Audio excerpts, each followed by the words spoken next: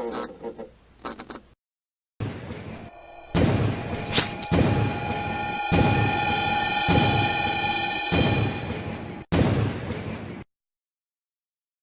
the road, Jack.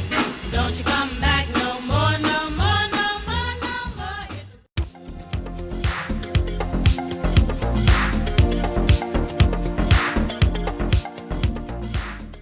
Welcome to another spooky Halloween episode of Otaku Evolution! As you can see, I went through the trouble to cosplay this year as one of my favorite anime characters. Which one? Well, let's just say I'll be drinking some tea with lots of brandy. That aside, it's time for this year's teeth-chattering selection. Violence Jack. Yeah, you know, it was about time I got to this misanthropic, bloody mess of an OVA at some point in my videos. And what's a better time than Halloween? But instead of carving a Jack, in Soviet Japan, Jack carves you! Or possibly makes you into a lantern. He does kind of do that in one part of this. Yikes. You know, nihilism is a funny thing.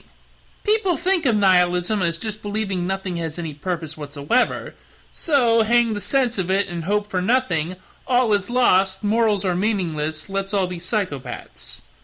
But really, nihilism is just the belief that things don't have any inherent meaning or value, and you can take that as an opportunity to give them meaning and purpose. Hopeless nihilism is just intense pessimism. And while I hesitate to call Violence Jack nihilistic from either a positive or negative perspective, per se, it's certainly somewhere in the neighborhood because, oh boy, is it pessimistic as shit. And needlessly cruel. And probably a bit misogynistic. Welcome to Violence Jack. There's a reason that flat-capped fellow didn't do a proper review. Violence Jack is just depressing. Now, stop me if you've heard this one before. In the year whenever, the Earth is fucked hard by natural disaster after natural disaster, and the Kanto region of Japan is absolutely wrecked beyond measure. With no law and order, or even law and order SVU, and they could use it, roving bands and marauders littered the shitscape, a lawless bunch of the worst scum imaginable who control everything that's left of society. But instead of a large Bruce Lee-looking guy with Ursa Major on his front, the one to punish evil is pretty much only a little less evil. We're talking the tiger-fanged brute and human avatar of death, Violence Jack. Violence Jack, originally a manga by Go Nagai, actually predates Fist of the North Star, though obviously not the animated offering. I describe the OVA as Fist of the North Star if written by Mad Bull, while recovering from brain surgery. Rarely will you find a more outlandishly hateful and zealously unpleasant anime as Violence Jack.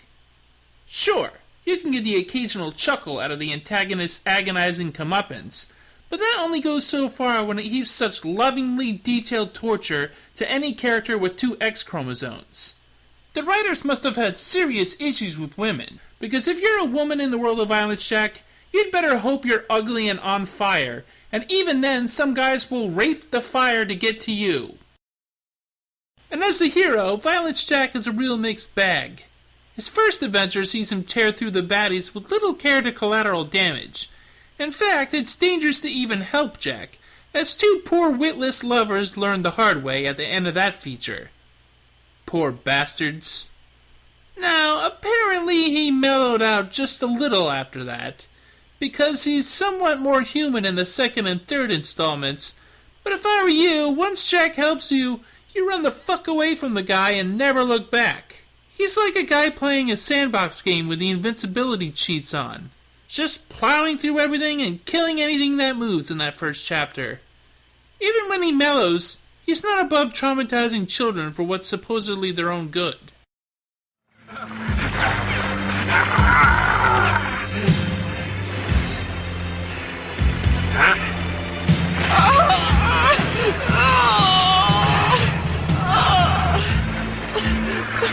Look at it! You better get used to the sight of blood, kid! At least that kid managed to survive, which is more than I could say for the poor little kid in the first feature. Just being around where Jack is can be a death sentence. But for all we know, that kid could have been a serial killer, because everybody else is in the world of Violence Jack. You're either pure as the white-driven snow, and so about to be violated, or you're the type who violates, and you're an irredeemable scumfuck. There's really little in between here. And hey, even women can get on that second category, and of course all evil women are raging lesbians looking to assert dominance, because let's face it, that's all that lesbians do, right? Right, writers? Fuck you. But at least they get what they deserve, like, being cannibalized by their huge monster boyfriends, so he can transform into an even freakier monster. Huh. I guess she's bi. The only truly positive, proactive female presence in the series is June, the woman out for vengeance against the biker gang in episode 3. They build her up as this big badass who can fight evenly with the gang, but towards the end she's just another damsel in distress that needs saving. She doesn't even get the final blow on the leader of the gang, and she doesn't get any final scene to wrap up her arc in favor of the little boys. Seeing her be just another tortured beauty is really pathetic. I know Jack is our nominal hero, but we could have gone without seeing her tortured while nude and helpless in the final act. That's bullshit. So much of the sexual violence in this OVA is disturbingly graphic and fetishized, almost celebrating and relishing it. No thought is put into discretion shots or women fighting back at all. It's just bodies for bad things to happen to in order for Jack's cleaning house to be cathartic. Well, trust me when I say, we don't actually need to see women writhing in pain as they're violated in order to know they're being victimized. Then that final episode has the fucking gall to end like some inspirational shit just went down and Jack is such a great hero that little boy should aspire to. I think the ending where the two helping Jack got screwed over is a lot more honest, given the general tone of the series. Plus, hey, Jack transforms into a bird, which apparently is something he can do. Maybe it's something he should do while he's being riddled with bullets so he can fly off.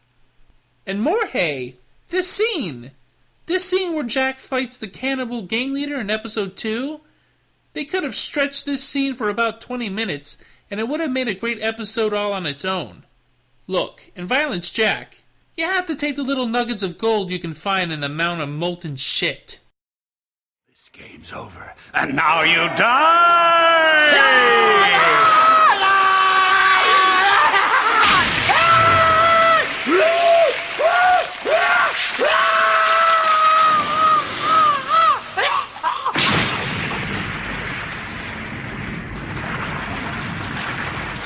There's a lot of fun, ultra-violent, blood-soaked junk anime from the 80s and 90s.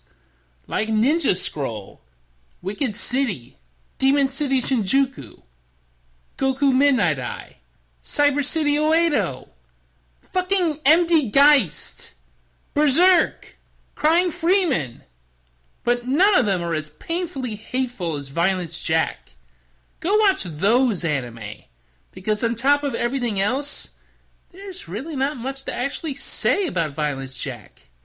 Jack is barely a character, the scenarios are very samey, and it just seems to be an excuse for obscene sexual brutality. You may as well avoid it. It's truly horrifying that it was ever made. Sorry, Jack, but hey, at least we had some good times. You remember them? You remember them, Jack? If you want a good Halloween offering, I don't know, Vampire Hunter D? Blood the Last Vampire? The Cowboy Bebop... Ah, fuck! I should have reviewed the Cowboy Bebop movie! Oh well. Time to eat a bowl of peanut butter cups, have some of that brandy tea, and slip off into a spooky sugar crash nap. Enjoy yourselves, stay safe, and I'll see you for... Ooh, a Lupin special. Until then, Happy Halloween! The hell is Jack? Fucking chicken shit! Fucking shit! Fucking shit!